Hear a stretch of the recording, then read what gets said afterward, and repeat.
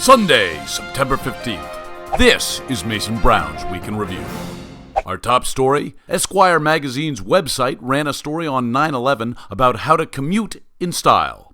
Unfortunately, it was accompanied by a picture of a man falling to his death after jumping from the World Trade Center. And while the man undoubtedly had style, it's fair to say he was not commuting. When the item was brought to Esquire's attention, the magazine immediately tweeted an apology that stated, "Relax, everybody," which was the least relaxing thing they could have done. 37 people are dead after a fire swept through a Russian psychiatric home. Witnesses recounted the tragic last words of one patient, "Am I crazy or is it hot in here?" Pope Francis has bought a new Pope-mobile to drive around the Vatican City. It's a 1985 Renault with 186,000 miles on it. The fact that it's able to drive at all will be Pope Francis's first miracle.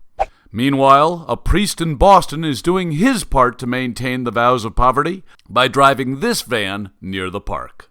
In a sign of the new direction the church is taking, Pope Francis's Secretary of State, Pietro Parolin, said that celibacy in the Roman Catholic Church is open for discussion.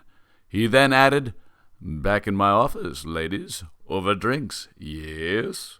A United Nations study indicated that in China, 1 in 4 men have raped a woman. Fortunately, due to their tiny penises, many of these rapes went completely unnoticed. Hey-oh!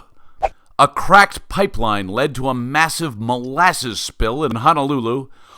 Over 1,400 tons of the sticky syrup has leaked into the harbor, killing thousands and thousands of fish and causing the worst environmental disaster in Hawaii's history.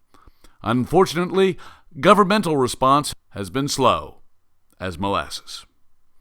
Twitter announced its IPO fittingly via a tweet, but the hashtag #GetReadyToGetFacebooked has made some investors nervous. An experimental new vaccine has cleared HIV-like virus in monkeys. Now monkeys can go back to doing what they do best, fucking like monkeys. A giant fire has destroyed an iconic boardwalk on the Jersey Shore. Unfortunately, the cast of the Jersey Shore was uninjured. Big Brother host Julie Chen admitted to having surgery to make her eyes bigger. Unfortunately, there is no surgery that can make her more interesting. First Lady Michelle Obama urged Americans to drink more water. And on the other side of the political spectrum, Glenn Beck urged his followers to drink more Kool-Aid. And finally, Miley Cyrus's twerking at the VMAs prompted 160 FCC complaints. The FCC actually has no oversight over cable television, which is sort of like how Billy Ray Cyrus has no oversight over Miley. But all the news hasn't been bad for Miley. Her video for Wrecking Ball premiered on Monday and received 19 million views, setting the record for the most views of a music video within a 24-hour span. However, reports say that the total number of views was inflated by people searching for Wrecking Balls videos, which usually takes you to epic rollerblade fails.